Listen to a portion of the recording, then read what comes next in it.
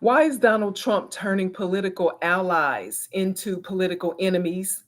The rabbit hole goes deep, but let's jump in and start with some background. Now, when it comes to economics, nobody can win alone. There has to be a network that allows currency, also known as money, to be exchanged for goods and services.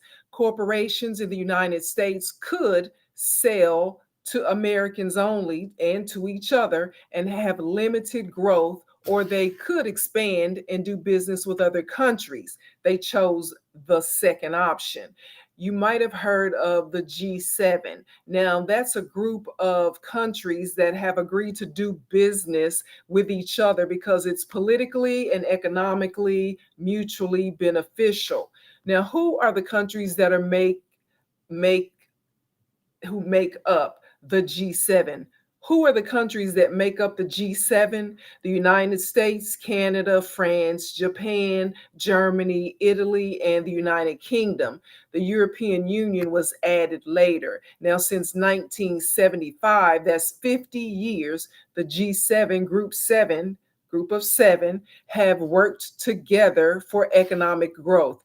NAFTA, North American Free Trade Agreement, is a trilateral trade bloc with Canada, Mexico, and the United States. Now, they are neighbors and allies, but Donald Trump is going out of his way to socially, politically, and economically ridicule countries that are our neighbors and are supposed to be our allies. He erroneously claims that Mexicans are to blame for most of the crime in the United States. It's not true. He wrongfully claims that Canada is mostly to blame for fentanyl drug abuse in the United States. That's not true. And now he is taking everyone on a roller coaster ride of tariff threats.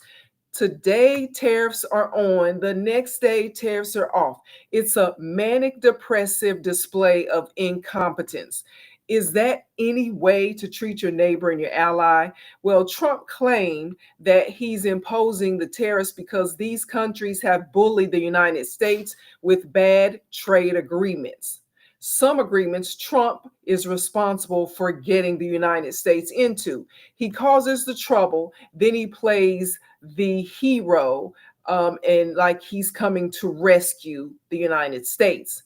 In fact, Trump himself is a bully who never expected Canada or Mexico to fight back with their own counter tariffs. Just like most bullies, when you stand up to them, they back down.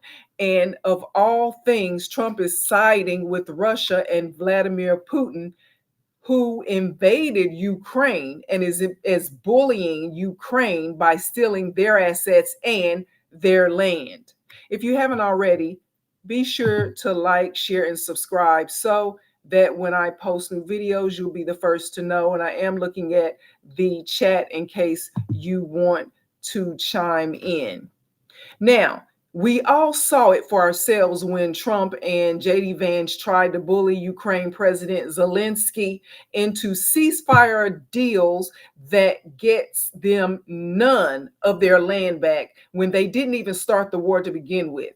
Then they threw Zelensky out of the White House because he didn't want to kiss their feet. Trump wants Americans to believe, one, that Canada and Mexico are bad, and that two, immigrants who come to the United States to work jobs nobody else wants and who pay taxes into an economy that needs all the help it can get is bad. Three, that Russia is good. And four, that tariffs, just like the wall that he never finished, will be paid for by someone other than American citizens. Now, why does Trump love Russia so much? Why is he up Putin's ass like a proctologist when Russia is not and never has been an ally to the United States? In fact, Russia is like they're part of a separate bloc called the BRICS. What countries are made up of the BRICS or make up the BRICS? What countries make up the BRICS?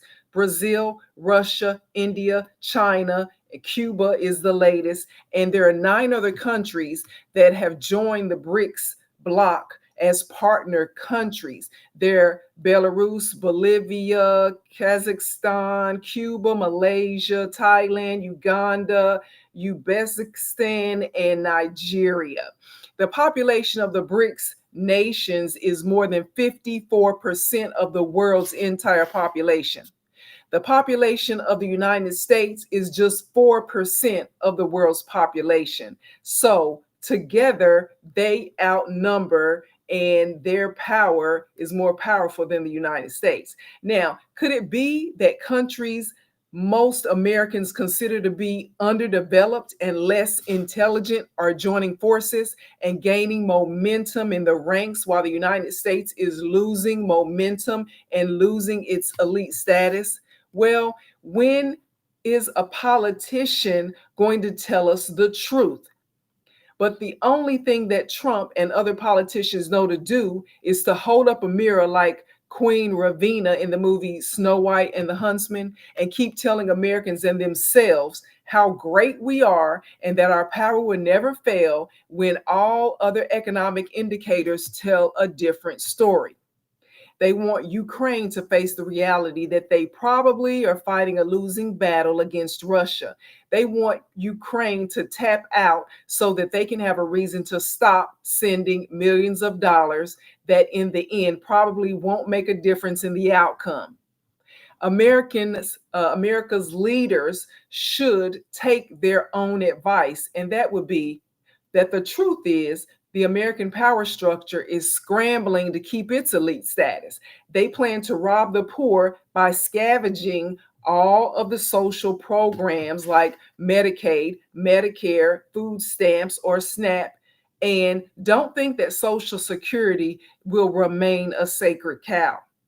Then they will give the money from the poor to the rich, kind of like a reverse Robin Hood effect, because collectively, that's where all the money is. In the meantime, Trump plans to distract us with a bunch of talk about tariffs and how Canada and Mexico are bad, how Russia is good, and while holding up a mirror to America and proclaiming that we are the most powerful country in the world, when all indicators are that if it is true, it's not going to be true for long.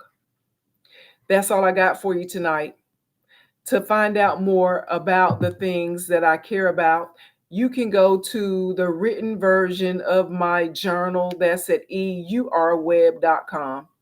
Thank you so much and have a super day.